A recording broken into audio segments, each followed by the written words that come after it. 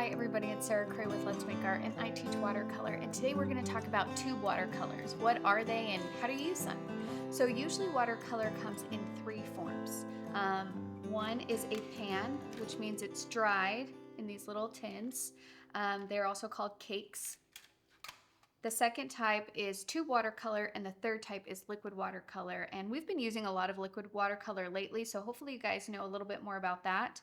But we're just starting to use tubes, and so you guys might be wondering, how do you use them? Just for some background information, watercolors are made up of usually three components. You have the pigment, which is a powdery form, and that determines the color. You have gum arabic, which is the binder, and then you can have additives such as honey, or how do you say it? Glycerin, and that will adjust like the viscosity, or it can just make some adjustments to the paint, and that is all determined by the brand of who is creating the paint, and then that is also what informs the price point of the paint. So if you're using a rare pigment, if you're using a lot of pigment, then that's going to increase the price of the paint that you're buying. So when it comes to tube watercolors, there are three different ways that you can go about using them. The first way is that you can paint directly from the tube. The second way is that you can dry it onto a palette. And then the third way is you can put it in your own little pan set. Okay? So when you mix directly, or when you paint directly from the tube, what that would look like is essentially, if I have a palette here, let's pretend that this is clean, and I would squeeze some paint on here and I would just start painting right away. The benefits of using paint directly from the tube is that you get fresh, clean colors every single time. Right? As you can see here on my dried palette, I got some muddiness going on. So when you want like a nice, fresh, clean color, grabbing paint directly from a tube is a great way to do that. The other nice thing about painting directly from the tube is that it's much easier to mix colors because the paint is already wet. Okay? However, you will go through your paint so much faster when you use paint directly from the tube while it is still wet. You're going to pick up way more paint than you usually would if you didn't. The second way to use tube watercolors is kind of what I have here, which is to put it on a mixing palette. Now, a mixing palette is essentially a palette that has wells and then areas to mix. So the benefit is you can put your paints in the wells, let them dry, and then you can pull the paints in the center and mix all of the colors that you want to mix. The benefit of this is you don't use as much paint, so that these tube watercolors can last you a very, very long time if you're willing to kind of put them there, let them dry overnight, and then reconstitute them. But that is also the tricky thing, is you have to reconstitute them. And what do I mean when I say that? That means that they are dry right now, and in order for them to be workable again, you need to re-wet them.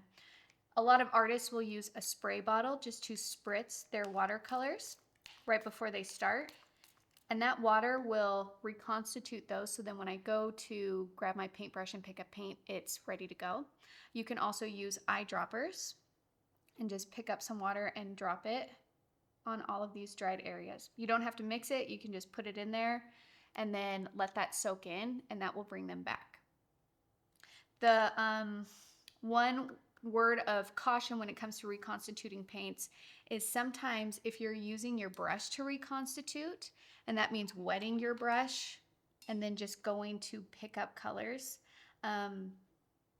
it can damage the bristles of your brush because the paint is like hard and dry.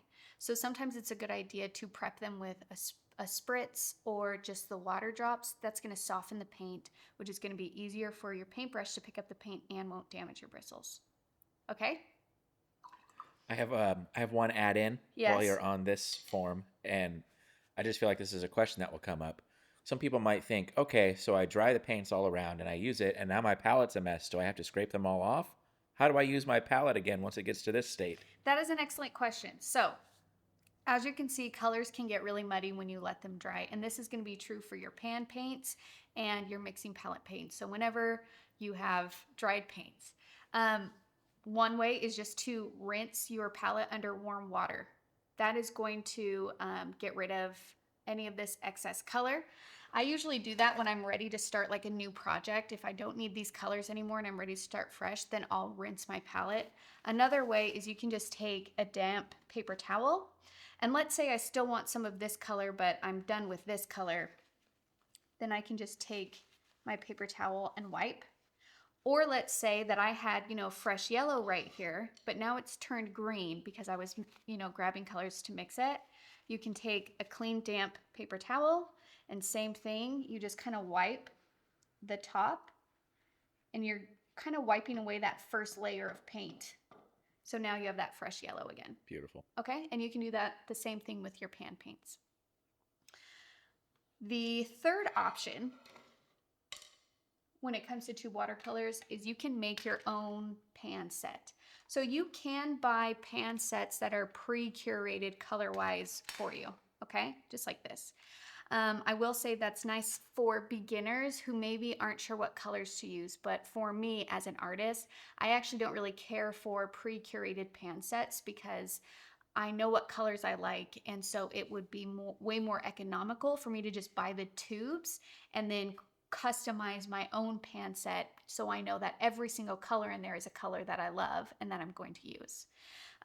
To create your own, it's essentially the same thing as what you would do on a mixing palette. Is you would pick your colors, and you can buy empty pans like this, and you would just put the paint in there and then let it dry. So you can customize your own pan set, and it's going to work the same way. You're going to want to reconstitute it either with a water drop or a spray bottle, and then once it's reconstituted, you can just paint as if it was wet. Yeah. These are called cakes. Cakes or pants? Would you consider the tube watercolor on this form to be cake batter? Thank you. I'll be here all week. Thank you. Okay. So when it comes to tube care, so those are the different ways that you can use tube watercolors. When it comes to tube care, there's just a few hints that I want to give you that I have learned along the way. One, you're going to want to put the lid directly back onto your tube after you squirt the paint out. If you don't do that, then you're going to get something like this, where my tube is not actually on it. I have a ton of dried paint right here, and I am kind of wasting a lot of paint by not being on top of putting the lid back on. Now, let's say that this did happen and you're like, dang it, how do I fix this? Well, just take this watercolor, go run it under warm water and kind of like scrape off this excess paint, and also run the lid under warm water to get rid of any of the excess paint that's in the creases. And then that should go right back on, no problem. The second thing is sometimes when you get a fresh tube of paint, right when you open it, you'll get like a ton of paint is going to come out. And it has happened to me, and sometimes it's like, ugh, like you aren't expecting it, and all of a sudden you have a big chunk of paint coming out of your tube. I think that has to do with the different pressures, maybe.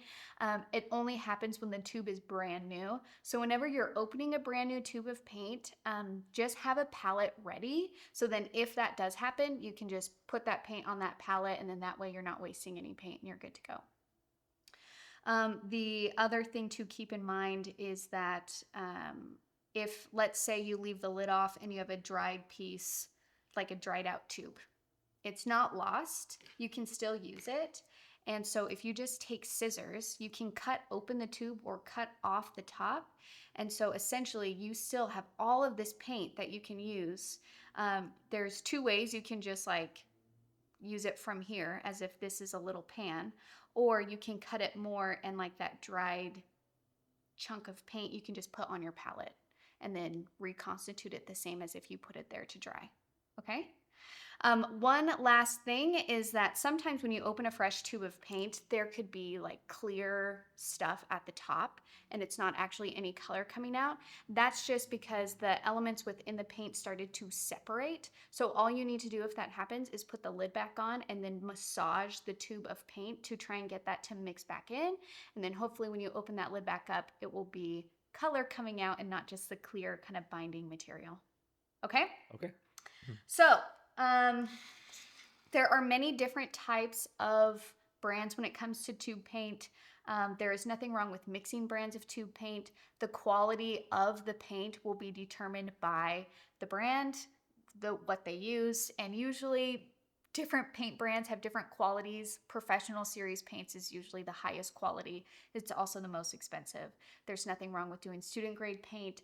Again, it's one of those things where don't be afraid to explore. Try this color from this brand and that color from that brand, and maybe a professional from Winsor & Newton or Daniel Smith Granulating. There's so many different types that it's fun to kind of explore, and you can completely mix and match. And if you want information on the tube of paint that you're using itself, as in, is it light fast? Is it granulating? Is it high staining? All of those things. The paint brands will usually have all of that information, at least on their website, and some of them even have it on the tube where there are like codes on the tube with information of about the pigment and about the paint. Okay? So, hopefully, with that information, you guys can move forward with a little bit more confidence of when to use tube watercolors, how to use tube watercolors, and recognizing that you're the artist here. You can make those decisions. And that's it. Happy painting. Bye.